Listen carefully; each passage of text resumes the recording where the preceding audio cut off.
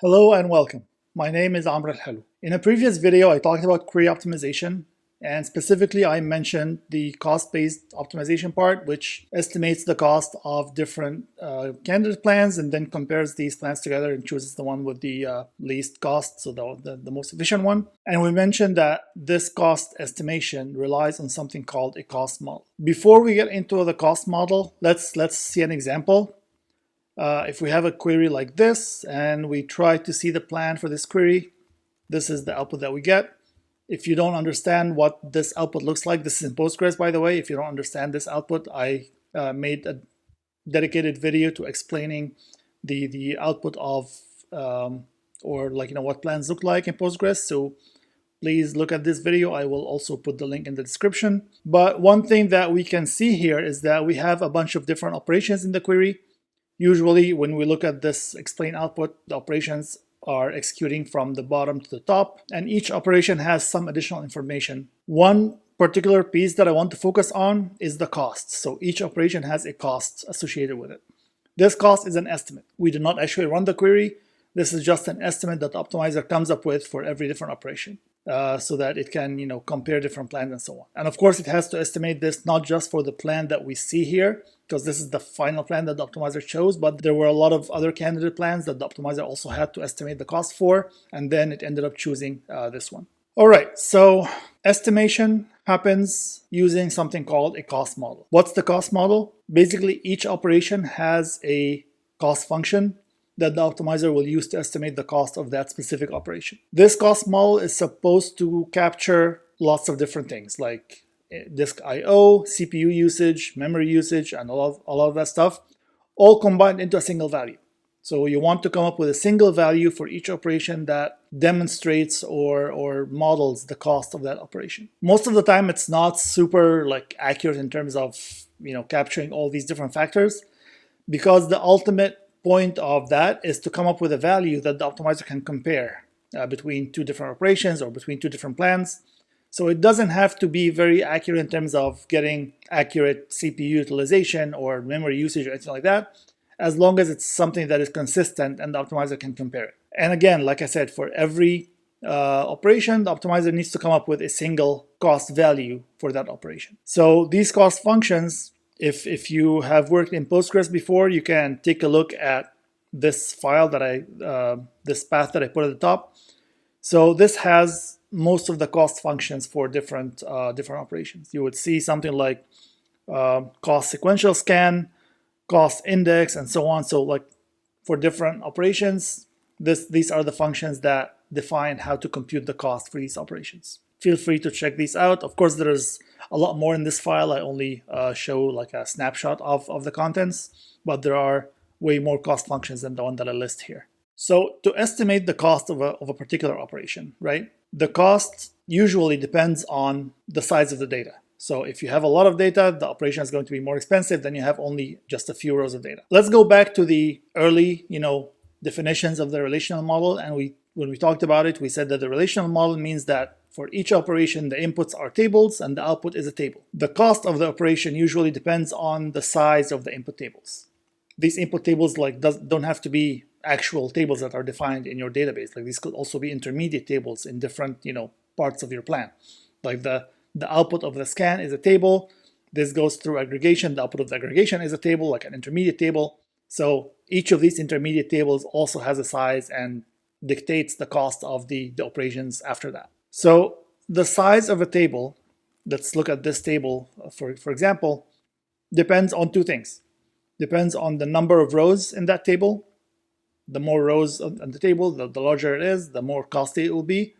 But it also depends on the width of that table. The width is the number of bytes in each row. The width depends on usually what columns we are selecting or what columns this table contains. Usually this is easy to estimate because the system will know what columns there are, the type of each column, it knows the width of each type. So if it's an integer, for example, it's 4 bytes. If it's a char 10, then it's 10 bytes. If it's a variable size column, it usually takes the average. So the width is easy to figure out. The more challenging part is the size, as in the number of rows in the table, because this can change drastically from one query to another, and the system needs to figure out some kind of estimate to that number of rows to be able to use it in cost estimation. Getting the number of rows became its own challenge. The number of rows also is called cardinality. So at any point in the plan, the number of rows that is being passed from one operation to another, each operation has like an input cardinality, which is the number of rows flowing into that operation, and then an output cardinality, which is the number of rows produced by that operation. So cardinality is the number of rows, and cardinality estimation is how to estimate the number of rows going into or out of a particular operation. So in order to get the cost at different parts of the plan, you also need the cardinality at all those different levels of the plan. And if we go back to the example that we've shown, we have seen already the cost for every operation, but we also have the number of rows and the width at every level, at every operation, because that indicates the size of the data, and then this is used for cost estimation. So we can see how the width changes. We can see also how the number of rows change. So, and again, these are estimates. We did not actually run the query. These are just estimates that the optimizer came up with. So our focus is going to be on cardinality estimation. How do we estimate the cardinality or the number of rows coming out or into each operation in the plan, right? A plan, as we have seen and said many times, is a tree. Roughly speaking, it's represented as a tree. So a plan like this, without putting what kind of operations we're dealing with, this could be whatever we have, like obviously some scans, maybe a join, maybe a union. There's different things there. And in plans, data flows from the leaves all the way to the root. So each operation, you will have data coming from the leaf flowing into the next operation and the next and the next and so on until you reach the root. Cardinality estimation follows that same order. So usually the system will estimate the cardinality at the leaves and then use that as an input to estimate the cardinality at the next level, and use that as an input to estimate the cardinality at the next level, and so on. So in this example, we would start by estimating the rows at this leaf node and this leaf node. This one then becomes the input to estimate the cardinality coming out of the next node. Those two nodes to the sides of each other will then be used to estimate that cardinality of the binary node that we see here. It could be a join or a union, an intersection, or some other binary node. So we will use its inputs to estimate its output cardinality.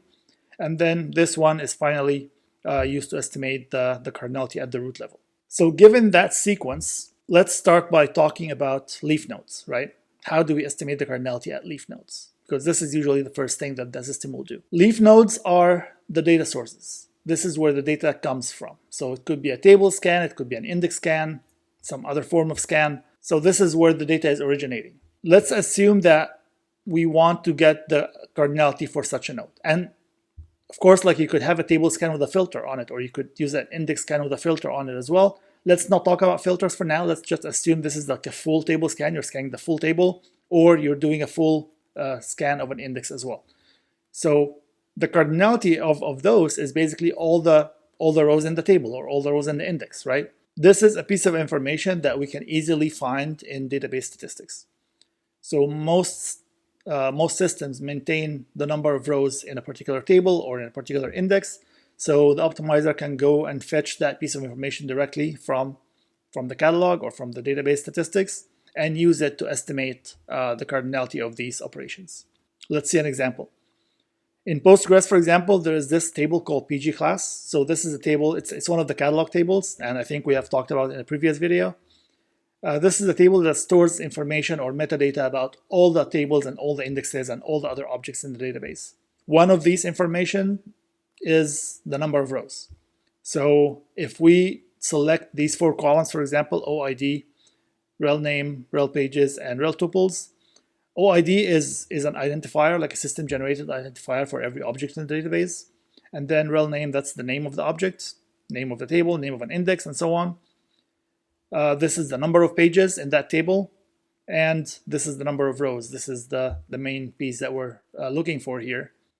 So there are lots of other pieces of information there, but just to kind of like, limit what we're seeing, I'm only selecting these four columns. And I'm only also limiting that for the tables that are one of those three tables: department, employee, and location. So the output of this query will be something like this.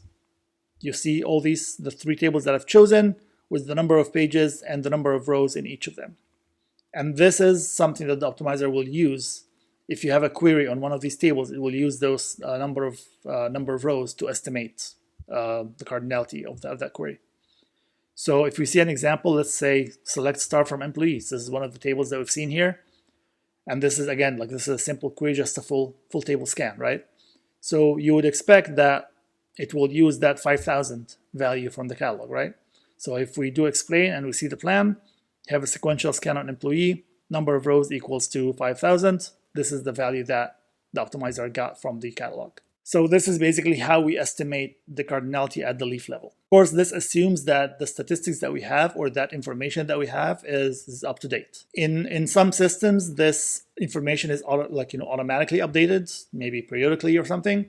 In other systems, you have to manually run a command to refresh your statistics. If you do not refresh your statistics, then you'll have a wrong value, then the optimizer will come up with a wrong estimate and it may choose the wrong plan. So just something to keep in mind. Moving on to non-leaf nodes. So now we've estimated the cardinality at the leaf level.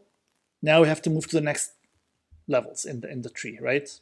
All the other nodes that have inputs. So for any other node, it will use the input cardinality to estimate its output cardinality. In that sense, nodes can be classified into two groups. There's a group of nodes that does not change the cardinality. So basically, whatever the input is, the output will be the same. What are examples of some of these nodes? One of them is projection, for example. If you are projecting certain columns, this means that the number of rows is not going to change. The width will change, right? Because let's say you have a select star coming from below, and then you only project these two columns, so the width is going to change, but the number of rows is going to stay the same. So whatever the input cardinality is, the output cardinality is going to be the same value. Another example is sort, right? Sort also does not change the number of rows. If you have 8,000 rows coming in, you'll have 8,000 rows coming out. They're going to be in a different order, but they're going to be the same number of rows as well. So for this kind of nodes, these are not the only nodes that have this property, but for any node of this category, whatever the input cardinality is, or the cardinality of the input operation, just the optimizer is going to propagate that same value as the output cardinality of this operation. Of course, this is the easy case. The more challenging case are the nodes that actually do change the cardinality. Many nodes do some operation that will change the number of output rows. An example of that is selection. Selection is the operation that applies a filter. So only the rows that satisfy this filter will pass on to the next operation. If you have, let's say, an input rows of 8,000, how many of them are going to pass the filter? I don't know. This is what cardinality estimation is all about, and we're going to get into the details of that in a little bit. Another example is group by. Again, you may have 5,000 rows coming in, but you're grouping by year, for example. Then the number of rows going out of that operation is not going to be 5,000. It's going to be something else, depending on the number of groups that you have. Join. Again, you might have certain number of rows coming in from both sides, and then you need to figure out the output size of the join. So all these operations and others, they change the number of outputs, and the optimizer needs to estimate the number of outputs. Let's look at an example. Again, we have our statistics from the catalog here, and then we have a query that has a join of two tables with a selection and a sort as well. So we can see here that, let's say, the department table in the catalog, it says that it has 20 rows. In the plan, we have a scan on department, and it says that we have one row. Why? Because we have a filter. Right at the bottom row, you see a filter that says name equals engineering. So because of that filter, it estimated the output cardinality of that operation to be one row. How we got to that value, we'll see in a bit. And then we have the employee table. It estimated as 5,000 because we don't have any filters, and we're doing a full scan on that. Then we have the join. So the inputs to join are 1 and 5,000, but the output is 250. How did it get 250? There must be a way to estimate that value as well. And then the sort is 250. So basically whatever the input cardinality was 250. The sort also output 250 rows. Again, potentially in a different order, but it did not change the cardinality as we have seen before. Okay, so among the nodes that do change the cardinality, today we're going to focus on selection.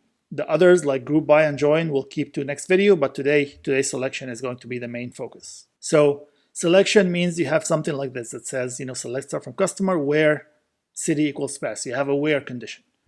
This condition might be as simple or as complicated as you want. And the idea is to estimate the output rows from that filter. So this query might look like this if you put it in a tree form. So you have, two nodes, scan, and then a selection. You might also see some systems that combine them in one node, like we have seen in the explain of Postgres. But for the purpose of cardinality estimation, I will split them into two for simplicity. So in this case, let's say the table scan has 8,000 rows, and then you apply the selection and you get a certain number of rows as an output. These are the ones that satisfy the filter, right? So what we want to do is to be able to estimate this X value, the number of rows that are coming out of the selection. To estimate that, the optimizer usually employs something like this. So it will say X equals to 8,000, which is the input cardinality, multiplied by the ratio of rows or the percentage of rows that satisfy the filter. If we estimate, for example, that half of the rows is going to satisfy the filter, so this ratio is half, then we multiply that by 8,000 and we get 4,000. If we estimate that this is, 0.1, then we multiply that by 8,000 and we get 800. This ratio is called selectivity. So selectivity is the ratio of rows that satisfy a given filter. This selectivity value is between 0 and 1. So 0 means no rows satisfy the filter, 1 means all rows satisfy the filter, like 100% ratio. So with that terminology in mind, the equation becomes like this. So the output rows equals to the input rows multiplied by selectivity for a given filter. So now this reduces the problem from cardinality estimation to estimating the selectivity. If we know the selectivity and we know the input cardinality, then we can estimate the output cardinality. How do we estimate the selectivity value, right? If we don't have any information, like if we don't know anything about the filter, or as a fallback mechanism, many optimizers will have some default, rules or ways to estimate the selectivity. Something like, some hard-coded values. So like it will say, hey, if you have a filter that is an equality filter, like, value, like, variable equals to value or column equals to value, like, X equals to 30 or city equals to Paris, etc. If it's an equality predicate, then assume the selectivity equals to, 10%. It will be like a, hard-coded rule like that. If it's a range predicate, like, if price is greater than 200 or age is greater than 30 or, something along these lines, then assume that the selectivity is, 30%. If it's a more complicated expression, then assume the selectivity is 40%. So it will have some hard-coded rules like this as a fallback mechanism. If you don't have any other information, then just apply these rules. Do they give accurate estimates? Who knows? Most likely not. But what else can you do? Like if you don't have any other information, what else can you do? You have to estimate something. So they end up using rules like that. This is the bottom level of things, right? Like, if you don't have any other information, then this is what you use. In most systems, you will have more information than that. So what information do we want? How can we do better than using these default values, right? Let me ask the question in a different way. If you were to design something, or like if you can maintain or keep some extra metadata or extra information that will help you to estimate the selectivity, what would that information look like? In an ideal world, like just thinking off the top of my head, I would say, okay, let's say I want, like, get the selectivity for a filter on the city column, right? Like we've seen in a previous example, like, where city equals to London. I want to know the number of rows that, or the ratio of rows that satisfy the filter. So I want to know how many rows have the value London, how many rows have the value Paris, how many rows have the value Rome, right? So basically I want to know for each possible value, what is the percentage of rows that have this value. So I could potentially store that information, get all the values that I can find in my column, and for each of these values, put the selectivity or the percentage of the rows that have this value, and store this for all the values that I have in my table or in this particular column, in the city column. Of course, these selectivity values should sum up to 1 because they cover the whole table. And then if I have a query If I have a query that says, where city equals to London, then I can just look up that value in the table and see that the selectivity is already there. Then I can use this selectivity multiplied by the input cardinality of that operation, and then that will give me the output cardinality. So in a perfect world, I could do something like that. If I have a slightly more complicated query, like city in multiple values, then I can add up those selectivity values, right? Like I can say here, I'm going to add up the one for London and Paris, and then multiply that by the input cardinality, and that will give me the output. So that's something that we can potentially do, right? This works well if the column that you're dealing with has a limited number of values. Like if it has 5, 10, 15, 20 values, you can do something like that. But let's say instead of looking at cities, first of all, cities can also be way more than 20. So that might be an issue. Why is that an issue? It can even be more of an issue if you have a table like, or a column like, let's say product price, and you want to get the products where price equals to 100 or price equals to 15. How many possible values can there be in a price? Could be infinite, like it could be any number of values. Why is it a problem when we have many values, right? First of all, you want to store all these as some kind of metadata. So the more values you have, the size of that metadata grows drastically. But that's not the main concern. The main concern is performance. Remember that this cardinality estimation is happening during query optimization, right? Query optimization is supposed to consider many different plan alternatives, and then for each of those plan alternatives, it needs to estimate the cost at every operation of the plan. So to estimate the cost, it needs to estimate the cardinality at every operation in the plan. So roughly speaking, for an average query, the optimizer may have to estimate, I don't know, hundreds or thousands of cardinality values. So this estimation needs to be super fast. If each of these estimation operations is going to take 2 milliseconds and you have 1,000 of those, then that's 2 seconds already spent on just cardinality estimation. You could have already run the query and it could have been done. So it needs to be super fast. You cannot spend too much time on cardinality estimation. So let's go back here. If we have a lot of values in this metadata, right? The more values that you have, here's the problem. First of all, it's going to be too big to fit in memory, so you might have to do a lot of I/O, so that obviously makes it super slow. It's also going to be difficult to search into that structure, the more values that you have. Even if you have an index on it, like the more values you have, the more time you're going to use to search for a particular value.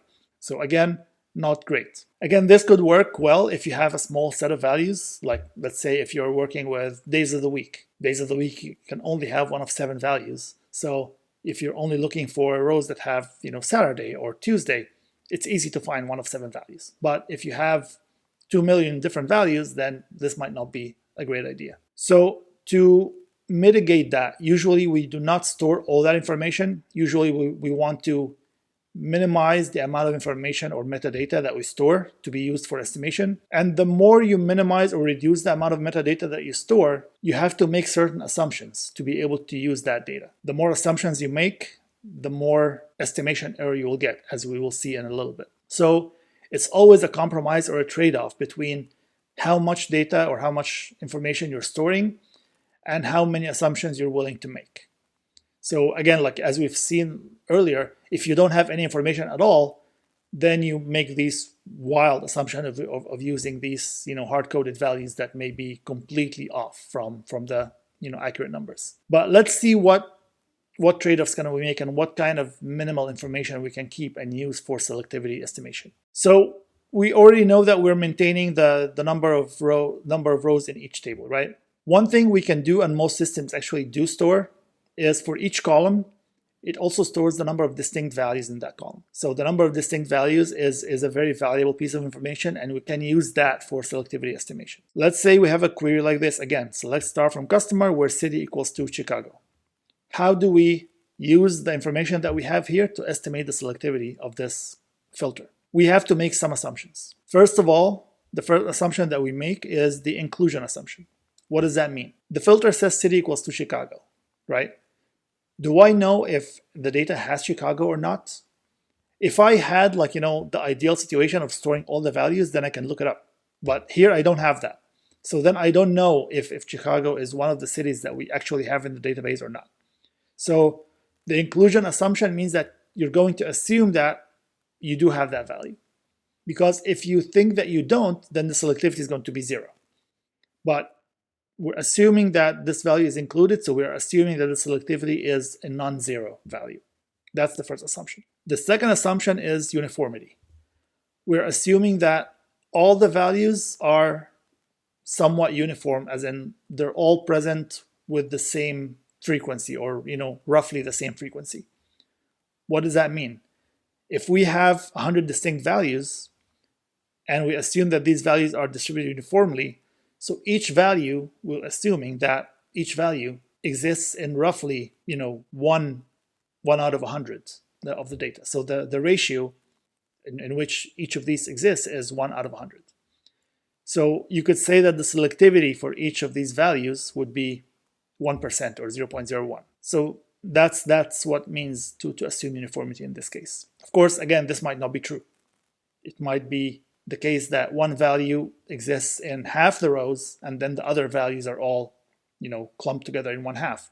Or maybe one value has 90% of the rows, and then all the other values are within that 10%. So you don't know. Because you don't have that information, we assume that it's uniform. If we have a slightly more complex filter, so we have city in London or Paris, so we have two different possibilities. So again, because there's two of them, we're assuming uniformity, so we assume that the selectivity here is going to be 2 over 100. So again, we use that, multiply by the input cardinality, and get the output. So this is the simplest way of estimating the selectivity. Of course, again, this is not ideal because of these assumptions that we're making. So let's take a step back and go back to that idea that we were talking about earlier of storing all the values and their frequencies, right? We said that this works well for small number of values, but not for a large number of values. So what about if we modify this idea a little bit, and instead of trying to store all the values, let's say we store only the most frequent values. So we're going to go over all the values that we have. Obviously, we're measuring, or we're computing the frequency for each of them. And we're going to take the most frequent n values, like let's say n is 15 or 20 values, and we're going to only maintain those with their respective frequencies as well. How does that help us? So in addition to the information that we already said we're going to store the number of rows in the table, number of distinct values, and now we're also going to store the most frequent values and their frequencies. And like I said, we're going to limit those to, let's say, 20 values, for example. The point is to use a small enough number that your information is limited. Because again, we don't want it to get too big because of all the problems we talked about earlier. So suppose we store 20 values, right? Of course, now because this doesn't represent all the possible values, the sum of the frequencies is not necessarily going to add up to 1. It's going to be less than or equal to 1. If you have less than 20 values total, then you can store all of them here, which we said is okay if you have few values. But in that case, the frequencies will sum up to 1. But if you have more than 20 values and you store only the top 20, then it's going to be less than 1. So let's say in this example, the frequencies sum up to 0.98 or something like that. Now, if we have a query, how do we estimate the selectivity, right? So city equals to London. First thing, we're going to look up the value. Is it one of the most frequent values that we have or not? If it is, then we already know the selectivity. The selectivity is the frequency of that value. We're going to use that directly in that, in that formula that we have and get the output cardinality. If it's not one of the values in this list, then we're going to make the same two assumptions that we've had before. Inclusion and uniformity. What does that mean? Inclusion means that we're going to assume that this value is one of the remaining values that we did not store here.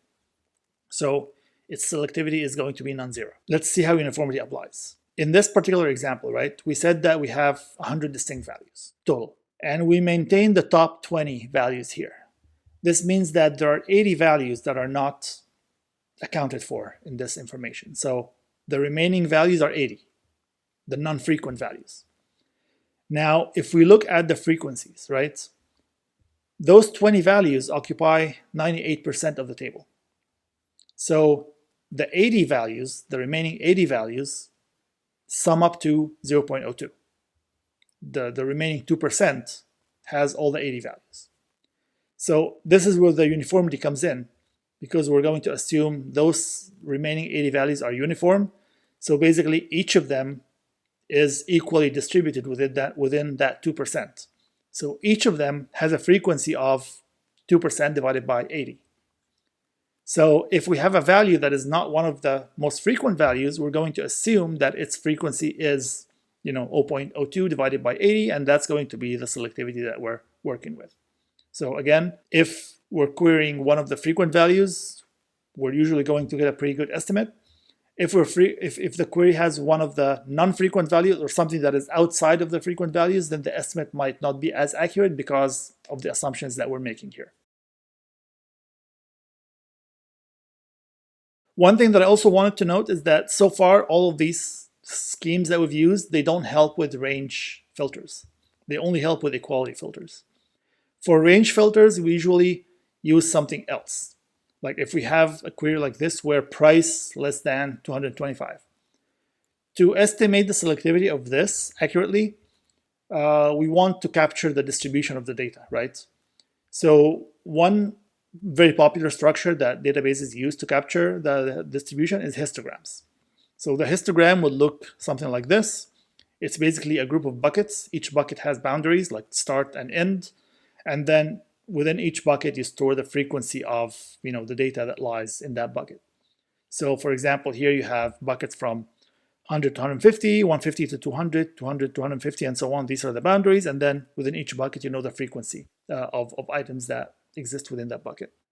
This type of histogram is called an equal width or equi-width histogram because all the buckets have the same width. So here the width is 50. So the difference between the beginning and the end is always the same. How do you use this histogram for cardinality estimation? We look at the value that we have in the query. So we're looking at price less than 225.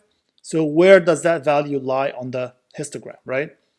So basically this is the range that we care about. The 225 is kind of like in the middle of the third bucket. We want things that are less than 225. So the first two buckets are, they satisfy that filter. So everything inside those two buckets is already included in the selectivity. For things that are in the bucket where we are in the middle, again, we're going to assume uniformity. What does that mean? Because 225 is exactly in the middle, it's between 200 and 250. So then we're going to assume that half the frequency of that bucket is part of our selectivity. So when we compute the selectivity here is going to be the total value from the first bucket, the total value from the second bucket, and then half the value of the third bucket because of where 225 is. If this was 210 or 230, we will adjust that ratio accordingly. So again, because we're assuming uniformity within each bucket. Like I said, this histogram type is called equal width. There is a different histogram type, or the opposite of that. It's called equal depth or equal frequency. In this case, all the frequencies inside the buckets are the same, but the width is different. So in this case, for example, all the buckets have the same frequency of 0.167 because we have 6 buckets. So basically 1, which is the total divided by 6, will give you this number. But to get that value, you have to adjust the boundaries of the buckets so that you get this frequency. And here you can see that one bucket has a width of 140, one other has 56, 44, and so on. This is usually easier to store because you only need to store the bucket boundaries. You don't need to store the frequency. The frequency you can easily get by dividing 1 by the number of buckets that you have. But use it in the exact same way to compute the selectivity.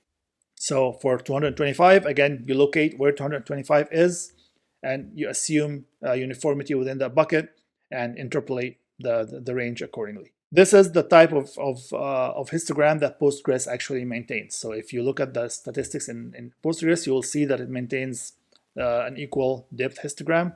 So it only maintains the boundaries of the buckets. Looking at Postgres, actually, we can take a look at this PG stats view, which has a lot of the information that we talked about. So if you just describe this view, you will see, so this stores the information for every column in every table, right? So you will see the table name and the attribute name, as well as the schema name if you have multiple schemas. So this is what identifies the row. And then for each attribute, it stores things like the null fraction, the fraction of the rows that have null in that attribute, average width of that attribute, again, if it has, a variable size, like a varchar or something, or if it has like a fixed size, then the average is the same as that, like an integer, for example. N-distinct, number of distinct values, which we were talking about earlier. So for a particular attribute. We also store the most common values and their frequencies, which we have again talked about a little bit earlier. We also store histogram bounds because it's an equal width, it's an equal depth histogram. So the width is variable. So we store only the bounds here. So this is some of the information that we have talked about, and the optimizer uses this for cardinality estimation. One last thing that I wanted to talk about is if you have multiple conditions on different columns, right? So how do we estimate the selectivity or the cardinality in this case? We have seen techniques to estimate selectivity of a single attribute. So for example, we could use a histogram to come up with the selectivity for this one. Let's say it's 0.2. And then we also had the most common values, and we use that to estimate this one as 0.1. If we don't have any other information, again, we're going to have to make an assumption here. And the usual assumption that the systems make is that it will assume that these two attributes are independent. If they are independent, then you can get the combined selectivity by multiplying the individual selectivities. So we say the combined selectivity of these two is multiplying them, which will give us 0.02. And then again, you multiply that with the input cardinality. This is obviously not always correct. In many cases, there will be correlation. There will not be independent. So, I mean, who knows? Maybe all the products that are in the kitchen category are actually below $300. It's possible. So there might be like a strong correlation there. In which case, of course, this combined selectivity is wrong because the assumption is incorrect. If you have, multidimensional statistics, then you can use that, but most systems do not keep multidimensional statistics because they're super expensive, so they have to make an assumption about independence. Okay, so this basically covers most of the topic of cardinality estimation for selection filters.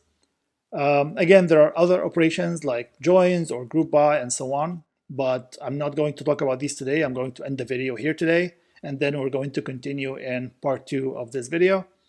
So before we wrap up, let me just summarize what we talked about today. So we talked about cardinality estimation, which is a very important part of cost-based optimization. The optimizer needs to estimate the cardinality of different operations because it uses that to estimate the cost. Estimating cardinality depends on the type of node. Some nodes or operations do not change the cardinality, like sorting or projection. Some other nodes do change the cardinality. We usually start from the leaf nodes, starting from table scan, index scans. These get the number of rows, which is stored in the metadata or in the catalog. And then from there, we use that to estimate the cardinality of subsequent operations. Things like selection or group by or join and so on, they change the cardinality. So we talked about selection today. We saw how we estimate the selectivity of a particular filter, and then using that to estimate the output cardinality of the selection operation. Selectivity can be estimated using the most frequent values, can also be estimated using number of distinct values, and also using histograms. In order to avoid storing too much information for using them in estimation, we obviously have to make some assumptions. There's always a trade-off between the assumptions that we make and the accuracy of the estimates that we get. So assumptions like inclusion, uniformity, and independence have to be made, which again obviously affects the accuracy of the estimate, but it's a necessary thing to avoid having too much information and having the optimizer become very, very slow. All right, next time we're going to continue talking about other operations like group by, like join, and then we'll see what other topics we can cover as well related to cardinality estimation.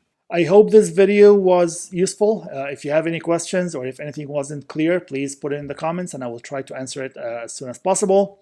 Other than that, please hit the like button. Please subscribe to the channel if you haven't already. Thank you so much for watching and thank you for following, and I will see you in the next video.